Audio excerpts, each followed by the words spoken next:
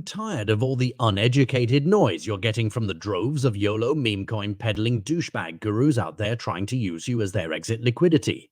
Would you rather learn a competent university level set of skills that will guide you in managing and investing for the rest of your life? Join us 3 days a week at Digital Investor. Develop your knowledge of game theory, cognitive bias, macroeconomics, monetary theory, investment theory, psychology of the crowds, and more. For more info on Digital Investor and how it can help you, reach out at nickblacknext.com.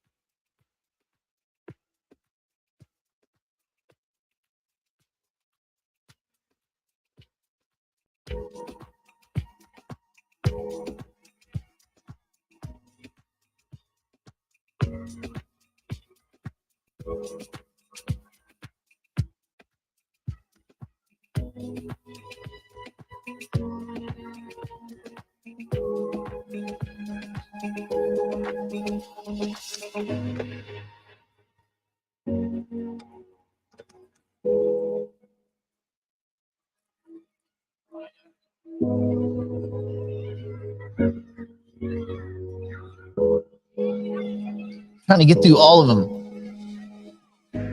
Hello. Oh, we did it. I got through all of them. Yes. All right. And my flavored coffee from Costco just arrived. Oh, let me get this thing right.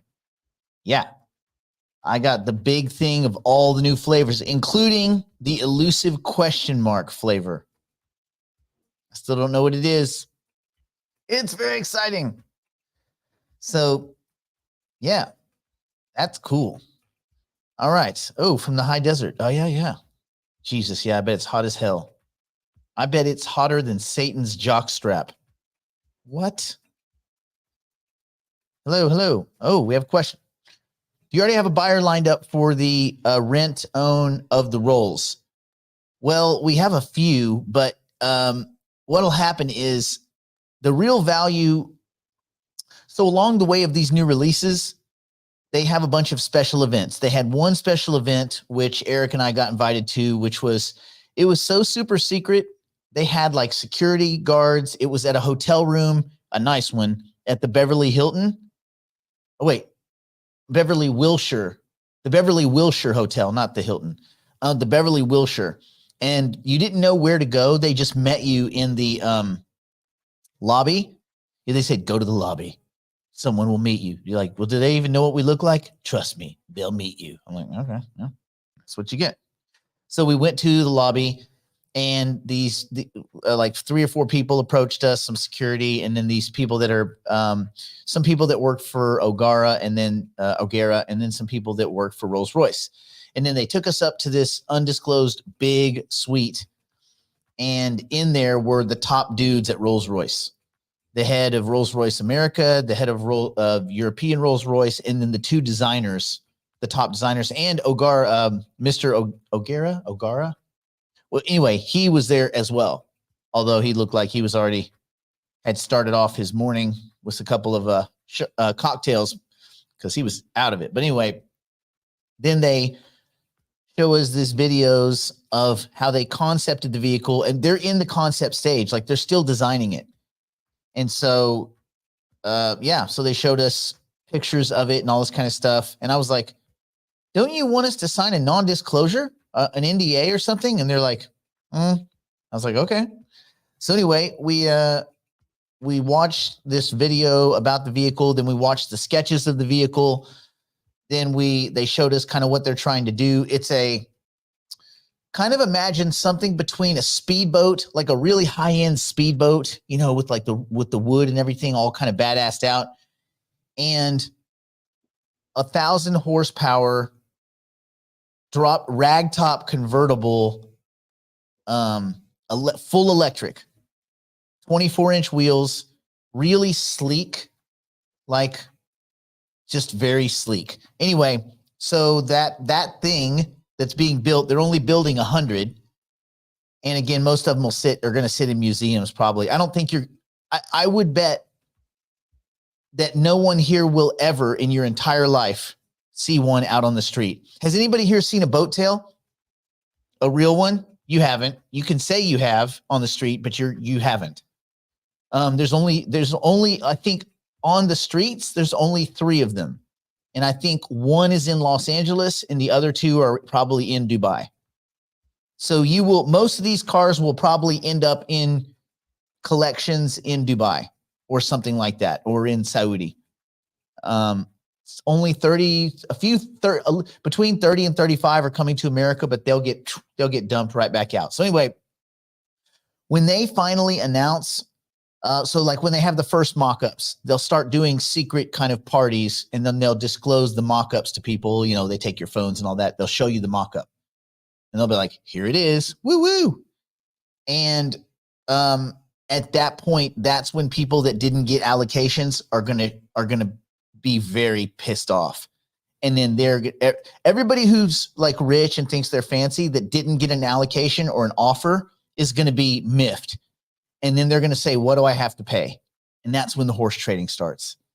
And they make you sign a thing that says you can't sell it for a year. You know, you rent your way around that. And then, so I think the premium, it's a 3.3 million, but after tax, you probably put it 3.7 million when it's all said and done, all in insurance and all that, warehousing and all that for the first year. So figure that car will have almost instantly anywhere from a $1 to $3 million premium. And then depending on how cool or badass or how well received it is, then that could be, that could be 3, 4, 5, 6, 10 million, just depends. You know, there's a few dozen cars for someone go look up real quick on Google how many people with a net worth of over $100 million. There's a lot of them. There's like so many. And this is like one more thing, like, oh, I have this, you don't. So if some people want to have a big dick contest and they're willing to pay a premium, we're willing to accept it. We'll just drive our little normie cars. Anyway, yeah, so that's the story on that. Hello. Why would Satan need one of those? Wait, a jock strap? You don't know Satan. You clearly don't know Satan. He gets on the ice, bro. My buddy plays. I actually have 2 buddies that play hockey in LA, if you can imagine it. Yeah. Hello. We're going to talk about being clean. I say this because one of my friends is not so clean. He's cleaner. He's cleaner than he was, but he's very messy. Your inputs determine your outputs, my friends. Okay. Are these collectors? Yes. Some of them are just people that want to shout to the whole world that they have more money than everybody else. Like these people that wear $300,000-$400,000 watches or $1 million watches. Like no one knows. You see some blingy shit on someone's wrist. You don't know. You're just like, oh, that's blingy.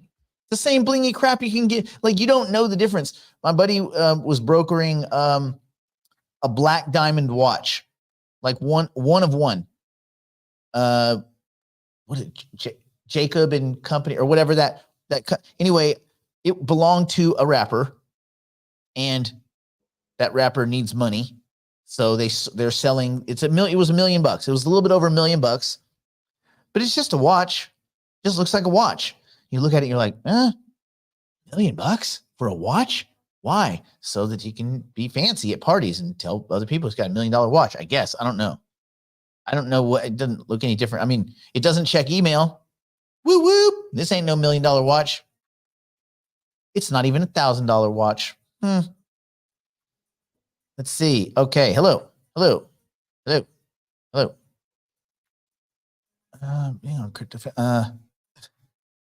Okay. Does anyone use DAP radar for staking coins like HIX and Ocean. Oh, I have not messed with it. So, caution, fair use of caution. Let's see.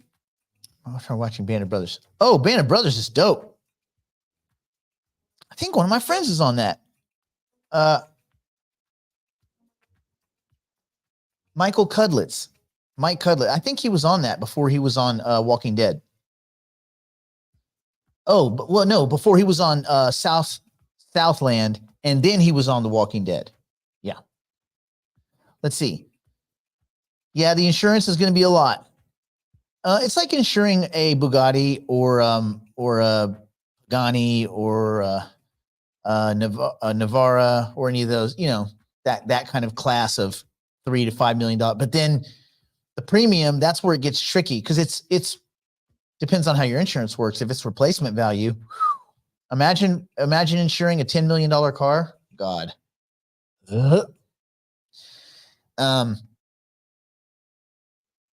Let's see. Hello. I'm just scanning for questions. No. So normally, Eric and I have done this a few times. Eric is the owner of Drive Los Angeles, Drive LA. So what would happen is we tokenize part of it. Whatever part's not met, I'll just pay the rest of it out of my pocket. So, yeah. But DPC, it was originally a DPC project to tokenize the asset, to then take the asset, to monetize the asset, and to return currency units to people for holding the asset. And there's all sorts of ways this could be very valuable. So this was our first tokenized asset project. So there you go. But the answer is both. Like on the down payment, which was like 541,850 USDC, which by the way, we're the first people to buy a Rolls Royce, or even to like with crypto directly with the car dealer. So that's kind of cool. I forced them into it because they're like, well, I guess the transaction this big, we'll get a Coinbase account. Yeah, well done. Anyway, stepping into the future. And by doing that, we saved over 11,000 in fees. Just 11,000 in fees on the transaction just because crypto. We used USDC. The transaction cost $2.36. Crazy, right? Anyway, Howard, what up? All right. So from production to be able to sell it. Well, no. Once they formally announce it, we probably will have already had it sold. It's when they announce it. Like, for instance, on the Revuelto, anybody that's following hypercars and supercars right now, the Revuelto, the Lamborghini Revuelto, it's like 1,000+ horsepower V12 hybrid hypercar, 1,000+ horsepower. And normally hypercar means 1,000+ horsepower electric, but this is gas electric. So I'm not really sure if it's just a super duper car or a hypercar, but it seems like it fits in the hypercar category. Anyway, the Revueltos, the price on them is anywhere from 550,000 to say 750,000. All right. That's in US dollars. And then there's a premium on them, an already premium of about 150K. And then the dealers are charging a premium of 30 to 50K per car. So the car has a premium of about 150 to 200K before you even get it, before you unwrap it, before you take off the bubble wrap and all that crap. So you can kind of math it like that. And that's a car where there's going to be, over the next 3 years, I think they're making a couple thousand of them, 3,000 or 4,000 of them. No. Let me back that out.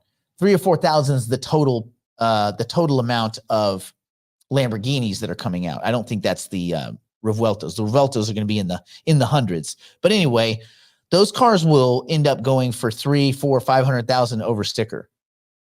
So if you bought one for 650, it'll probably, if someone wants one bad enough because they're already sold out for 3 years, you'll have to pay $1 million for a car that's, between, again, 550 and 750. You will have to pay $1 million, not a penny less. You just won't get one. And so there's just more people with money. So what happens is once they announce the vehicle, even before it's made, once Rolls-Royce publicly announces that the Nightingale project exists, people are going to shit all over themselves. And then there's going to be calls made. People are going to be angry and da-da-da-da. And that'll be that. So the allocation is where the value is at. You get the allocation, you just made money. Getting one of those allocations is like basically winning a $1 or $2 million lottery for the Rolls-Royce. So there you go. Like I know a guy, even for mine, I have an electric one, just a Spectre, and people are still paying for Spectres. Some people are paying 50 to 100K over to get the right spec, like to get it. There's some that are floating out there that are just kind of like not so cool looking, but the cool looking ones are still going for 50 to 100K over. Unless you know someone or you've worked with a dealership a lot and they owe you a solid. And we, over the years, have bought so many cars, like we're over 70. So these dealers are like really cool with us. And they're like, hey, listen, keep feeding these dudes cars. So this is them kind of throwing us a bone. So we don't want to squander it. All right. Bam. Look at that. We're just answering questions as we go. Isn't this fun? Let's see. Bam. Name of the model car. It's called the Nightingale. It's the Rolls-Royce Nightingale, Michael. You may or may not find information about it. And no one's seen one because they're still building it. So matter of fact, sometime in, is it July or August, we're flying out to England to their little Skunk Works division to look at their, I think, 1/4 sized model, like the 1/4 or 1/2 size mock-ups that they do. Cool. Yeah, so there's that. Hello. Okay, how do we get in on that? In on what? How do you get in on what? Okay, let's see. Joe asks, hey, Nick, you can rent or sell the Rolls. Yeah, rent, Tika. Tika collects watches. Yeah, he'd probably be into the watch. I don't think after the legal trouble he's in that he could afford the Rolls. I think Tika's days of being wealthy and not incarcerated are coming to a close.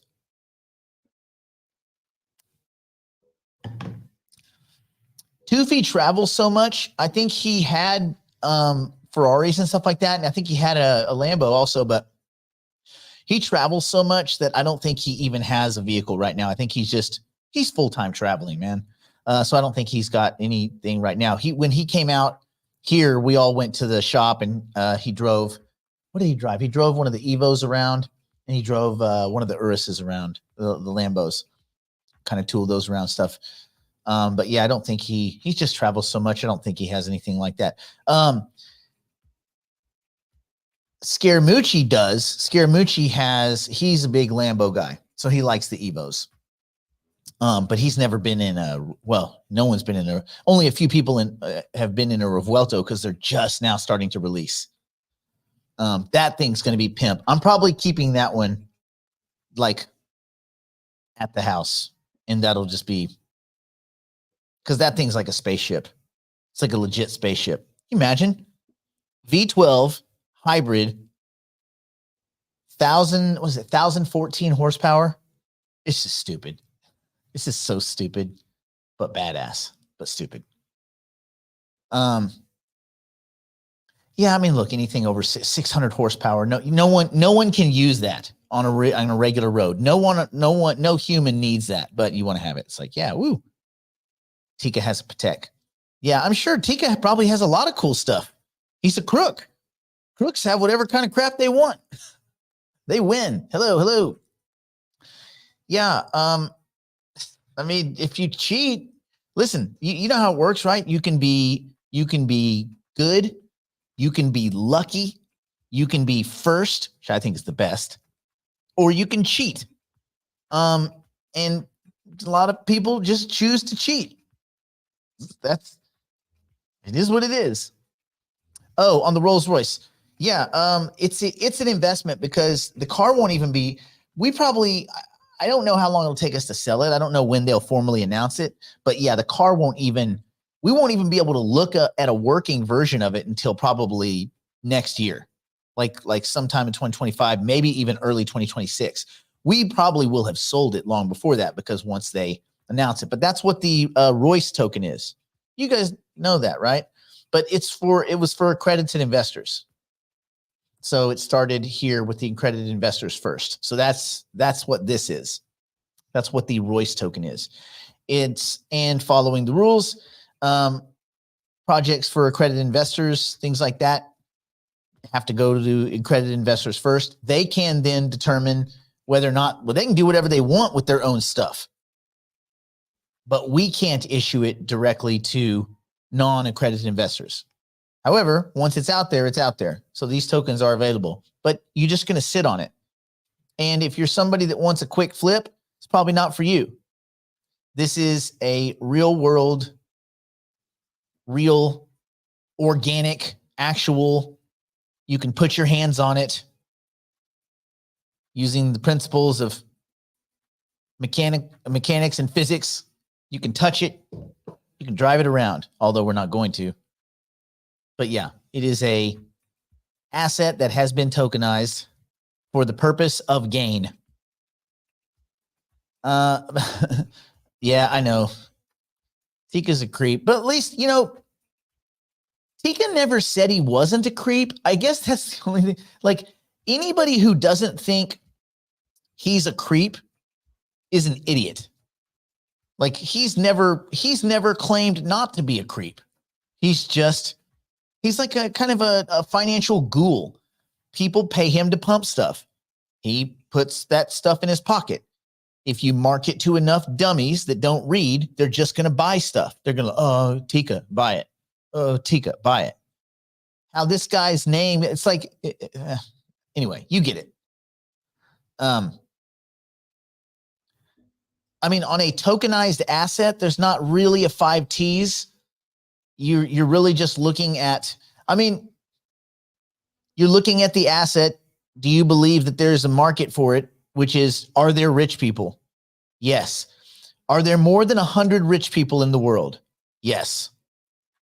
Are there, like, go to Dubai. You could probably sell every one of these cars in Dubai in 15 minutes with like some kind of blind bidding thing where they don't even show up. They're just their people come out. They're people's people. The driver of their driver would show up to pick up the vehicle. So, yeah, it's not real. This is not like a dividend paying. We are doing something like that, but that's different. That has to do with tokenizing vehicles that will be rented on a regular basis. But again, that's for accredited investors.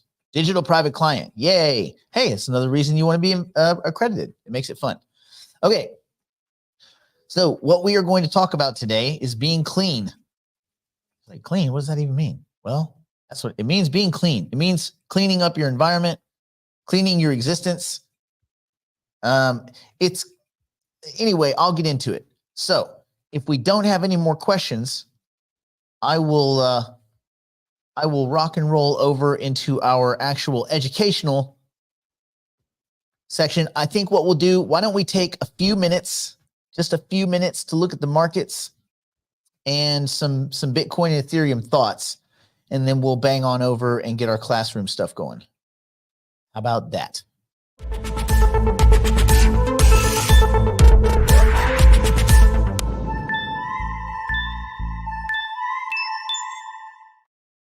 Okay, so what's going on? Well, let me do this. Which is the best one? I think this is the best one. You can see everything. So the corn is at 71.4. Why is this a big deal? Well, we talked about this yesterday. Let me stretch before I talk about all the people that got wasted. All the people that got absolutely effing wasted. Oh, the dumbassery in investing and in leverage. I was going to talk about leverage today. I looked at my leverage notes. I thought, should we do another discussion about leverage? Because clearly it's not resonating. I mean, it is here, but so from 70, from, I think the line in the sand was around 70K to 70 to 71, or like 68 to 71. I don't know. A lot of people got smoked. About $1 billion in leverage got deuced from just people shorting. This is mostly people going, that had shorted. Why do you short at 68,000? I don't know, because you listen to some dickhead on Twitter tell you to short at 68,000. All these guys are fools. None of these guys are ever held accountable. They always disappear. They always get quiet. Every one of these Twitter guys is just beyond statistically, categorically wrong over and over and over. Every day they fucking blow it. And they'll have one day out of 20 where they get it right, because obviously things don't go in any straight line. So what is it, like a broken watch it works twice a day? You search enough trash cans, you'll find a steak. Like, yes, even the dumbest dumbass will have one day out of 20 where he's right. And these guys have hundreds of thousands of followers. And you get your marching orders from Twitter, you're a fucking idiot. And yes, I know that's profanity. Profanity's bad. But if you get your investment advice from Twitter, you are a damn fool. Period. If you get your investment advice from anybody that's not you, you're a fool. But you're a damn fool if you get it from Twitter. They fin twit. There's nothing fin about twit. There's nothing financial about Twitter. It's a freaking cesspool of idiocy where there's zero accountability and zero track record. What would be cool is if it had like a 0 for 8 or like 1 for 74, like for your actual track record of stupid ass predictions. Like if there was a prediction counter on your profile, so that people could go, oh, this guy's got 300,000 followers, but he's a piece of shit. He's all he's done is drain people's money for his whole career. So, but for whatever reason, people just still feel compelled to short the most appreciating asset in human existence. I feel like that still gets lost. I feel like people miss that. Like, it's not like you're shorting, Lipton iced tea or General Mills because, food input prices and, dude, why would you short with leverage the most appreciating asset in human history? Just sit on the fucking sidelines and hold your money, stupid. Like, it is mind-boggling how stupid people are. Anyway, they stupid as hell because $1 billion got washed, just evaporated by these dummies over the last 4 days. And it looks like another 800 million is going to get whacked in the next $498. So the corn right now is at 71.5. If it touches 72, these people get fucking annihilated. And that probably pushes the price. I don't know. I mean, I don't know. It's hard to make predictions because you shouldn't. But so many people are going to get annihilated, and they deserve it. They deserve to lose everything. They deserve to be penniless and go back to work at Starbucks. Not that that's bad, because Starbucks is dope. I love those little yogurts with the granola and like the red goo at the bottom. So you can like fool yourself into thinking, oh, this is a healthy snack because it's yogurt. No, it's not. It's gooey, sugary mess. But it tastes so good. And anyway, yeah. So the service industry is going to get all its employees back, apparently. So it's like, I don't know, it just doesn't make any damn sense. Gamblers going to gamble. Man, you should just see the emails I get. One day we're going to do a show that's just about stupid ass emails I get from because all these companies, the kind of people that would probably approach Tika. So they hit us up all the time, me and Brandon. Hey, do you want to talk about our project? We'll do a deal with you and we'll give you a percentage and all this kind of crap. Oh, it's all a bunch of bull crap. It's the same crap. Crap is crap. It's all gambly bullshit. So now in $394. Well, $393.20. If you see Bitcoin touch 72, understand that hundreds of millions of dollars just got wiped from dummies. So Could that force the market into pretty bullish? I mean, it sure could. It sure could. I mean, we're flirting with the all-time highs. So certainly Bitcoin is bullish. We talked about bull and bear markets and how you kind of defined them yesterday. And when I looked up the term, when I Investopedia'd it and Chat GPT'd it, it's kind of nebulous. It's kind of opaque, I guess, where everybody's right. Like you can kind of look at it as a high watermark argument. Kind of that's my argument. Although I think I'm in the minority. Like the stuff that I read, I tried to read 4 or 5 articles and just get a gist. And essentially it's like when things are going up. But here's the caveat. That's normally, they don't really talk about the digital asset space. They caveat that with, it's typically in a broader business cycle recovery. So coming out of a recession. And we're not coming out of a recession. We are deeply in one that we haven't admitted. Well, we have, but that the powers that be haven't admitted that we're in. I think NBR has to come claim that we're officially, that the NBA, I think that's the group that comes forward and says, we were in a recession. It's like, well, where were you when we started? Oh, no, we tell you after the fact. So all of this, everything that's done at the government level and the reporting level and the fiscal and monetary policy level is backwards facing, which is a little weird. Obviously that seems stupid. So, yeah, so some assets I think are bullish. You could look at the S&P 500 and say, man, we're in a bull market, except that it's 6 or 7 companies that are propelling the S&P 500. All the other companies are, I mean, they're pretty much crapping the bed. So is that bullish? Oh, well, they'll cut rates. That's bullish. Free money. Well, that's not what cutting rates does. It doesn't create free money. And they're cutting rates because the market's bad. And not, I mean, the market, I mean, the economy is bad. So yeah, but it's good for us. Who? The 1 in 24 people that actually get any benefit from the stock market. So just kind of come up with your own definition of what a bull market is and what a bear market. And that's why you kind of, I think you just have a rules-based approach to exiting your positions all the time. Rules-based entry. So if I say a rules-based entry, what am I probably referring to? If you're having a rules-based entry into the market, what would you say that means? To me, and here, I'll go find my little, I'll find some banners for it as you guys think out loud. To me, a rules-based entry into the market is, hopefully a lot of people will clue in, dollar cost averaging.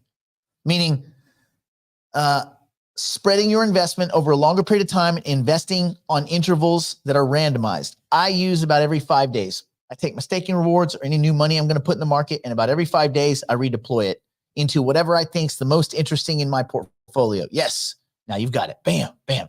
Yes, the 5 T's are important, but I'm assuming after we've done our 5 T's, so technically, Craig, yes, you're correct. You do your 5 T's. You see, is this asset have the potential of use, utility, and wide scale adoption? And if so, now you dollar cost average based on what your tolerance, your preference for like volatility is, and then like, you know, how much S you're willing to eat, right? So yes, you dollar cost average, right? And we like that. And that keeps us from being emotional as we enter, but we have to also have exits that are similar. We have to have similar, a rules-based exit approach. Again, this doesn't have to be your approach, but you have to come up with something that keeps you from being an emotional, you know, puppet, right? So the rule that I use and I feel comfortable with is 10x take 20. So when an asset, we'll call that N, reaches a 10x or 1,000% increase in your DCA'd price. That means if you bought a third at $1, a third at $2, a third at $3, $2 is your DCA price. So when it hits 20, you immediately sell 20%. So 10x take 20. You sell 20% of your total allocation of that asset. It ensures 100% return on investment that you just put back in your pocket. And you could redeploy the other part. I don't think that when you're exiting, you want to immediately redeploy. I think you want to put it in a stable coin, park it at Coinbase, collect your 5.16% and wait and just breathe for a little while. Take the victory lap. Okay. Now, from there, every time this asset continues to move, a 2x, take 10. So when that asset doubles in value, 200% from your last sale. So in the last example, if you sold at $20, you would take this exit at $40, right? So at $40, you sell 10% of your total remaining allocation of that asset, right? Remember, we bought it at $2. Okay. We are selling at $40. We're taking 10% of what's left because when 2 hit 20, we took 20%. So we took 4 off the table. That left $16. See where this is going? And then you sell 10% of that. So you took $1.60 off the table. So again, this ensures a gradual and consistent 180% return on investment.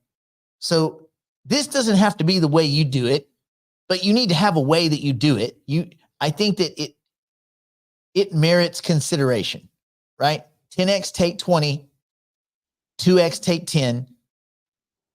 Take some of that money and push it back into your life so that your life is a little bit better. There's no point being paper rich, getting struck by lightning. Oh man, that was the richest dude that never spent any money.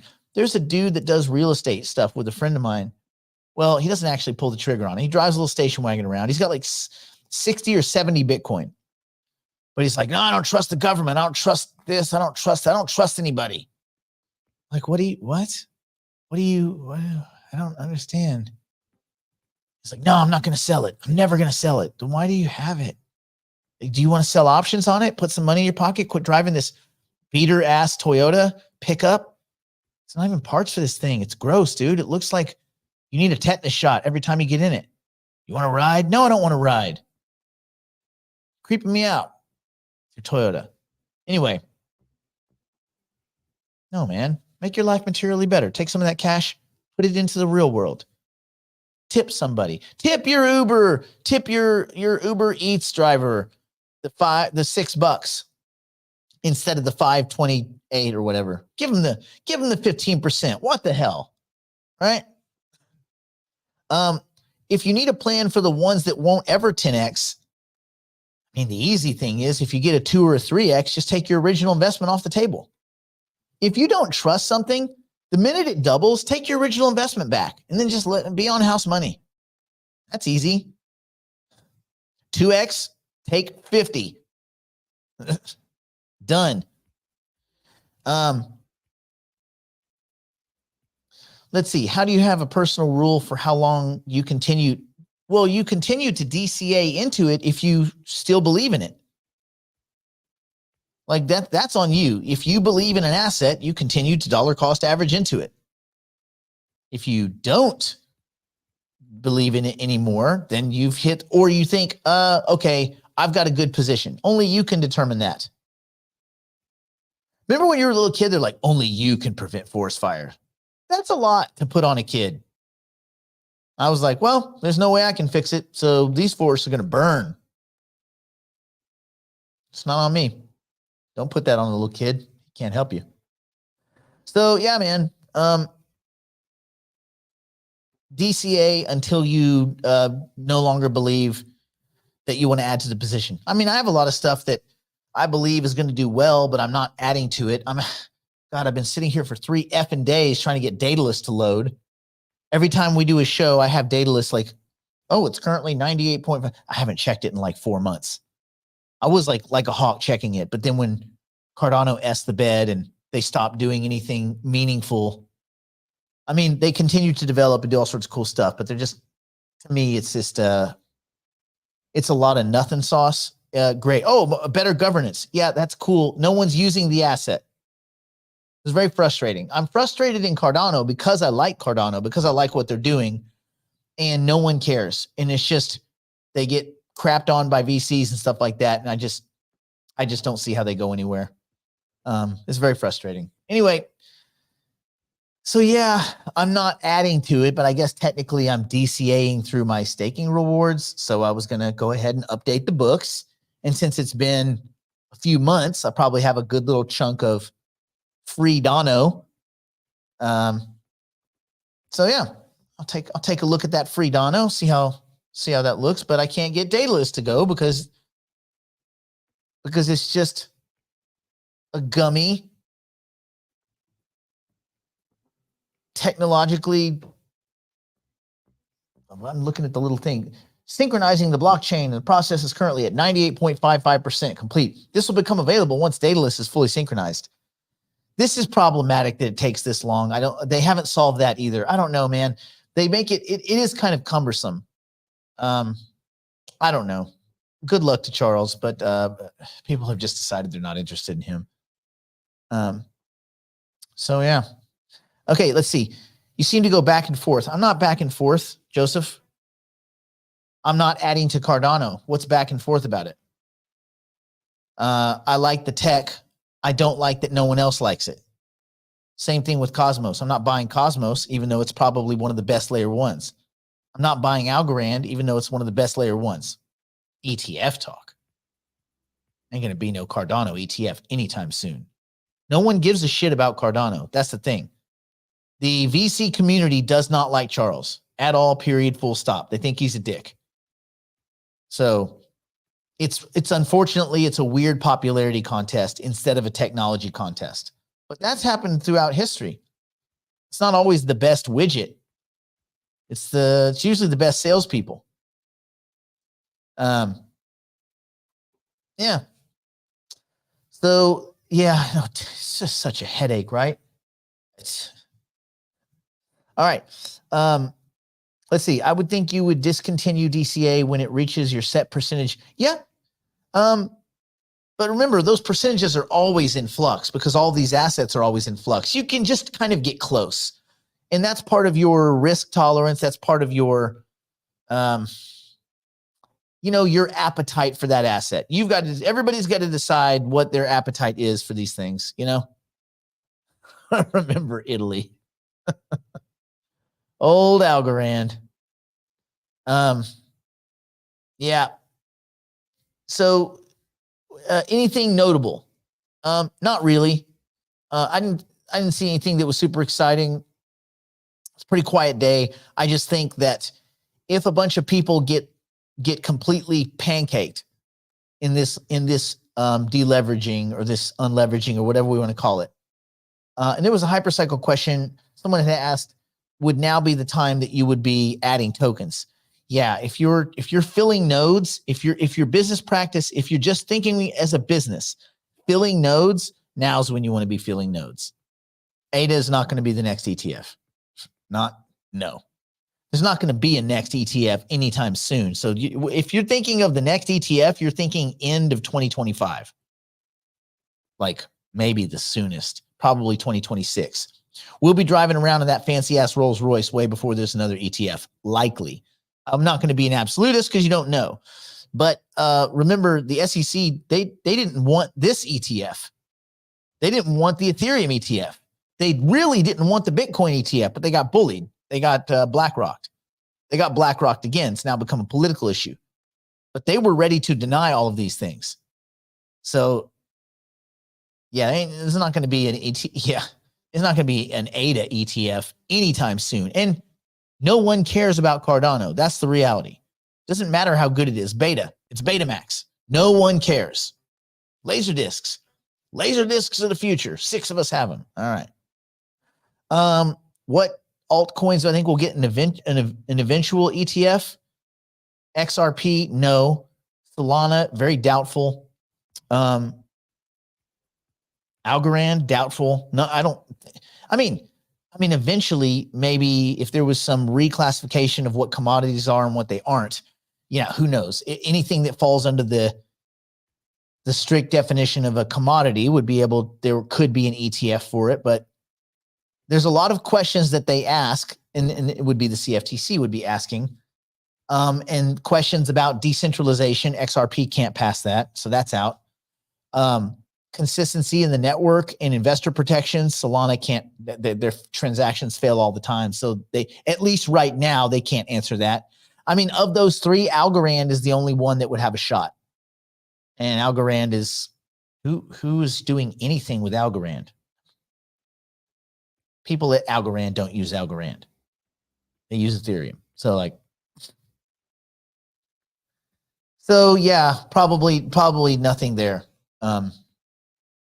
Sell ADA at $1. I don't know. Well, we're not going to get into investment advice. You got to sell it wherever it feels good.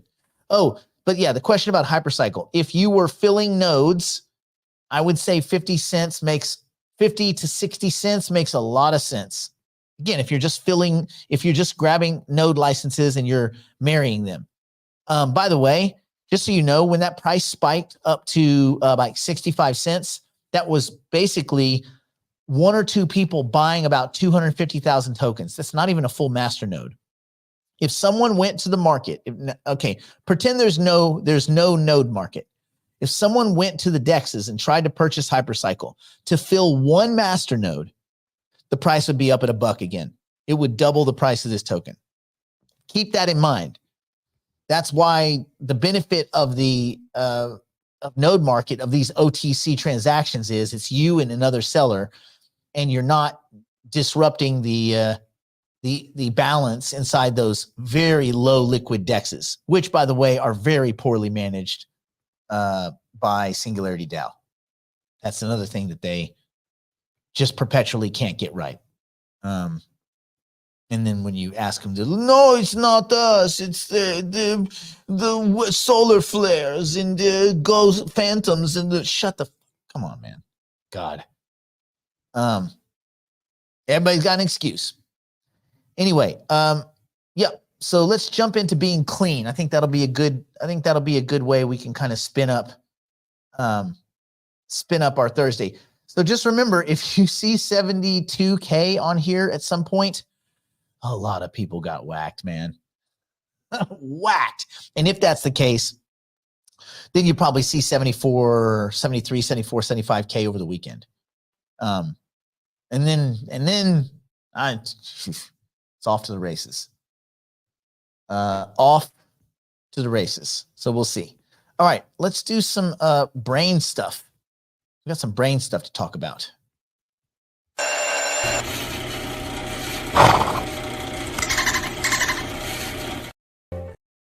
Oh, wait, I did the wrong one. Hold on, let me do this one. Hello. You're late.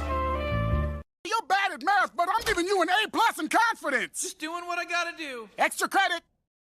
I like those robots. I'm a big fan of robots. I'm going to get me a robot.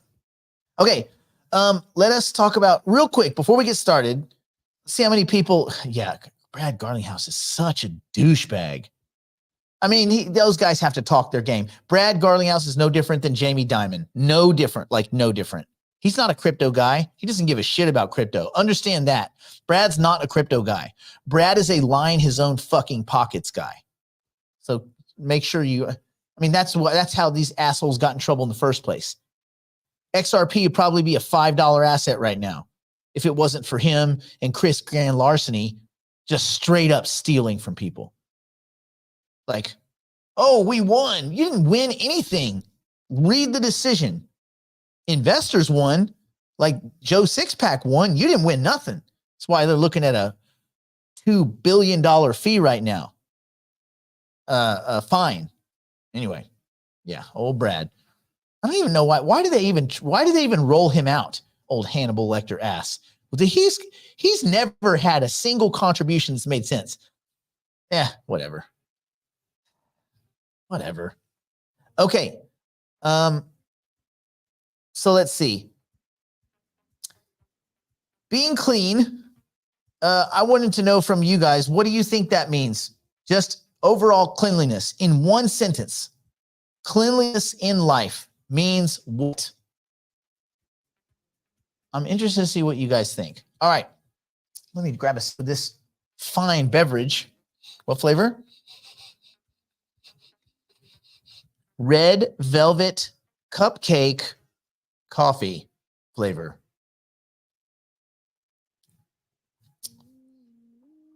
Tastes like creamer. Yeah. Taking a shower every day. Well, yes, that you would be clean. I think maybe more than one, but yes, at least one. Well prepared. Okay. Doing what is moral. All right. That's interesting way. I like that. Neat workspace. Yes, these are all elements of that.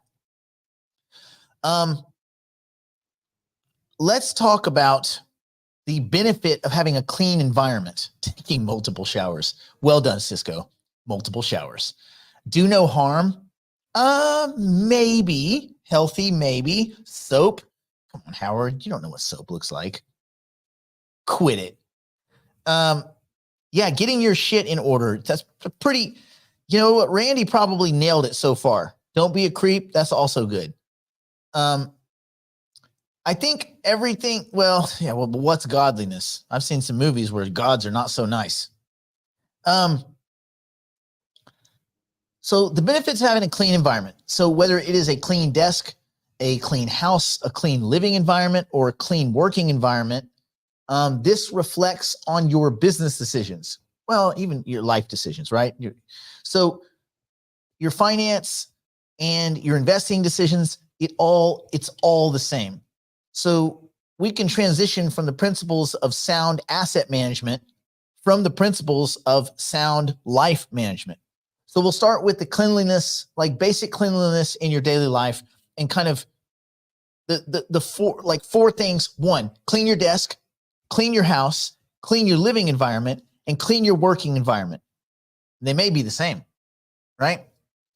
So why a clean desk? A clean desk reduces distractions and increases your focus and productivity.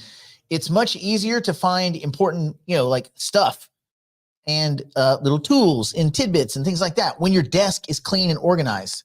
Also, a clean desk creates a positive impression on your colleagues, your clients, showcases your professionalism, especially if you have like people that see your desk. But also, if you have a clean, elegant environment and that's what you're exposed to, it's like having a view, like a mountain view, or being up in, your immediate environment. Your brain is still dealing with all of that noise. If you have a noisy, cluttered environment, that is deeply affecting what you're doing. Your inputs affect your outputs, right? So clean your damn desk, man, or whatever your workspace is. Step to it. Get it cleaned. Next, consider the benefits of a clean house. Clean house, house or apartment. Clean house or apartment offers numerous health benefits, obviously, like mold and crap and dirt and gross stuff. Reduce allergens, promote better health, well-being. You get better sleep. You reduce stress by having a clean house environment, like clean living, immediate living space. Clutter can increase stress levels. A clean home promotes calmness and some level of serenity. It saves you. Plus, if you clean, it's for no other reason than just finding lost stuff. Stuff isn't lost when you clean. You're like, oh crap, right over there. I know where things are, because there's order to what might be chaos. So then you're not going to spend hours searching for crap that you don't remember where it is, or buying extra crap that you didn't need. All that stuff is wasted time. Arbitrage that time back. Clean your house. Clean living environments. This is now, think kind of more about personal space. So a clean living environment improves your mental health and your emotional stability. So when your surroundings are clean, it boosts your overall productivity. I mean, not just from a health standpoint, but just your overall ability to do things, to produce, to be efficient. It fosters creativity by reducing mental clutter. Again, the same thing with your desk and all the noisy shit all over your desk. Mental clutter. Reduce mental clutter. And when you're in a clean environment, like think about like a shower. You walk into a gross, dirty shower, you're like, ugh. Makes you less likely to want to clean something, like to want to be in there, like, shower. So clean your damn shower, right? Reduce mental clutter. Allow for more innovative thinking. Be healthier. Like, clean your crap up, fellas. All right. And then clean your working environment. So in a professional setting, a clean working environment encourages teamwork, It creates more efficient communication. It boosts employee morale and satisfaction if you have staff or if you work with other people that are employed to the man or whatever. You minimize the risk of accidents and illnesses, and you promote health and safety. And again, reduce mental clutter.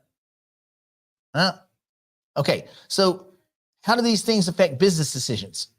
They improve your mental clarity in your decision-making. They reduce stress, risk management. They make you look more professional. You become more efficient, your time management. So a clean, clear, decluttered environment leads to clear thinking. So when your mind is free of clutter, you make better decisions. You solve problems more effectively, and you can plan more strategically. Lower stress levels lead to better risk assessments. When you are less stressed, you make more rational, less impulsive, FOMO-based decisions. Don't be FOMO sexual or FOMO anything you will. A clean and organized space creates positive impression on potential clients and partners. It enhances your reputation and your trustworthiness. It's like wearing white shoes, clean white shoes. People are like, I like this guy. This guy wears white shoes. I trust him. It's clean. And this is crucial in business.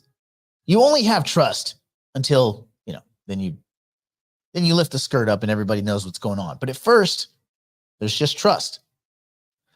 A clean environment allows for more strategic kind of planning time where you can kind of game plan, game theory, and it allows you time to analyze situations more efficiently, again, without the mental clutter. It ensures better organization of financial records and data. It makes it easier to manage your responsibilities. So how do we transition to asset management? Like, how do we go from cleaning my shower, cleaning my house, and transition to sound asset management? So based on the theme of being clean, as a clean environment helps in a bunch of aspects of life, obviously being organized and clear in your financial management, equally as important. And so where does this come into play? Diversification, regular review, clear goals, and discipline. So diversification allows you to spread your, it is the practice of spreading your investments to reduce risk and also have the greatest exposure to the most sectors in your investment kind of theory that might have the greatest gain. So like keeping different areas clean to ensure stability. Diversification ensures that your investments are not overly dependent on a single source, like an asset, a class, a this, a that. These kind of laser-eyed, like, it's all Bitcoin. Like, okay, that's cool, but maybe not all anything. All right. Regular review. Constantly and consistently monitor and review your investments, just like they're little friends of yours. Just as regular cleaning prevents problems from accumulating, make sure you're getting your teeth cleaned at least every 4 months. Don't be lazy, people. Get in there, spend the cash. It's worth it. So just as regular dental cleanings prevent like dental problems from accumulating, regular review of your assets ensure that they remain aligned with your goals. And there are messy, yes, there's messy ladies. It's maddening. Define clear financial goals and strategies. Be, just as a clean space has a clear kind of purpose, your investments should have well-defined objectives and plans. Programmatic entry, rules-based exit.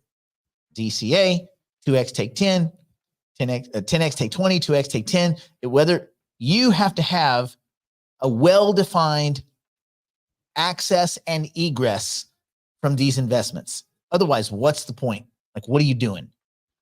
And then stay disciplined with your investment strategy. Maintain regular habits of cleanliness and order in your financial practices, whether it's recording your dollar cost average entries, whether it's looking back at the teams that you believe in and make sure you still believe in them, keeping up with whatever's the current news, understanding that you don't have 48 hours a day, reducing the amount of clutter in your research, in the way that you research, in the way that you obtain news. Tune out the noise, get quality sources of information. So maintain regular habits of cleanliness and order in your financial practices to ensure that you make consistent progress and you see consistent success, and that you know when your investments are not doing what you thought they were going to do, and you can start to deleverage or de-risk those positions. So, cleanliness in personal and professional life is probably right next to game theory and understanding cognitive bias. Your inputs determine your outputs. Reduce mental clutter. So before we close, I want everyone here, there's 200 people, we won't see it, but as many of you as can, I want you to write, I will reduce mental clutter. I want you to write it in here in the chat, and then later on, I can say, did you reduce mental clutter? And you'd be like, well, this is a contract, bro. You're signing a contract in the chat that I will reduce mental clutter. I will reduce mental clutter. Yes. So every one of you, hopefully this will like accidentally resonate just a little bit. And the easiest thing, you don't have to do it all at once. You don't do it all at once, but you've got to do something today, like right now, after this, like the minute we're done here in like 38 seconds, you will reduce mental clutter. See, look at us kicking butt. This is great. All right. Stay in school. Don't do drugs. Don't do anything my poor insolvent drunk, strung it on meth, grifter ass grandmother wouldn't do, which is very little. Brandon, it's warm. You know, he's wearing a tank top. Good times. Bitcoin. People are about to get their faces melted shorting Bitcoin like a bunch of dummies. What is not to like?